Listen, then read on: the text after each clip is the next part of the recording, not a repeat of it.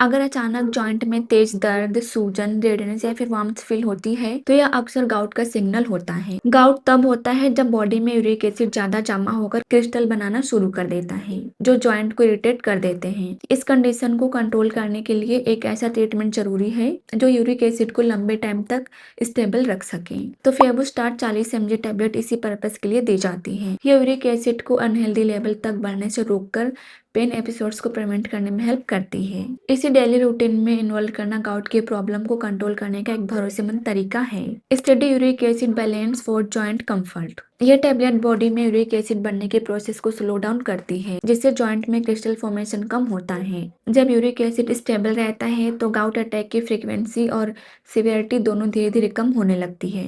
यह टेबलेट सिर्फ current pen को नहीं बल्कि फ्यूचर फ्लेयरअप्स को भी प्रिवेंट करने में हेल्प करता है। रेगुलर यूज से जॉइंट का स्टिफनेस और स्वेलिंग कम फील होता है, जिससे वॉकिंग, बेंडिंग और डेली एक्टिविटीज ज्यादा कंफर्टेबल हो जाती है। ट्रीटमेंट शुरू करते टाइम कुछ पेशेंट को इनिशियल पेन फ्लेयर फील हो सकता है, क्योंकि बॉडी यूरिक एसिड का लेवल एडजस्ट कर रही होती है, लेकिन यह टेम्परेरी होता है। इसके लिए डॉक्टर अक्सर सपोर्टिव पेन किलर भी प्रिस्क्राइब करते हैं ताकि शुरुआत का डिस्कम्फर्ट कम हो सके। और कुछ डाइट चेंजेस जैसे कि अल्कोहल, ऑर्गन मीट और नॉन वेज फूड्स को कम करना और पानी ज्यादा पीना इस मेडिसिन के इफेक्ट को और भी बेहतर बनाते हैं। यह टेबलेट लॉन्ग टर्म मैनेजमेंट के लिए दिया जाता है, इसलिए इसे रूटीन में कंटिन्यू करना गाउट कंट्रोल के लिए बेहद इंपॉर्टेंट है।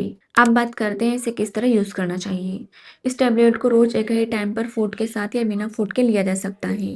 डोज को कभी भी स्किप ना करें और डॉक्टर द्वारा बताए गए ड्यूरेशन को पूरा करें। गाउट अटैक ना होने पर भी मेडिसिन बंद ना करें, क्योंकि स्टॉपिंग से यूरिक एसिड दोबारा बढ़कर फ्लेयर अप का रिस्क बढ़ा देता है। इसके लिए हाइड्रेशन बेहतर रखें और डाइट में अननेसेसरी प्रिजनरेज फूड्स को अवॉइड करें। अब बात करते हैं इसके साइड इफेक्ट एंड प्रिकॉशंस की। कुछ लोगों में न्यूजिया, रैशेस या फिर हल्का सा जॉइंट पेन या लीवर फंक्शन चेंजेस दिखाई दे सकते हैं। ट्रीटमेंट की शुरुआत में टेम्परेरी गाउट फ्लेयर भी हो सकता है, जो कुछ दिनों में सेटल हो जाता है। अगर परसिस्टेंट न्यूजिया, डार्क यूरिन या फिर आई स्किन में एलोनेस टिंट दिखे तो तुरंत डॉक्टर से कांटेक्ट करें। यह लीवर रिलेटेड साइन हो सकता है। Heart disease, thyroid issues, kidney या फिर लीवर प्रॉब्लम वाले पेशेंट को ट्रीटमेंट शुरू करने से पहले डॉक्टर को इन्फॉर्म करना जरूरी है।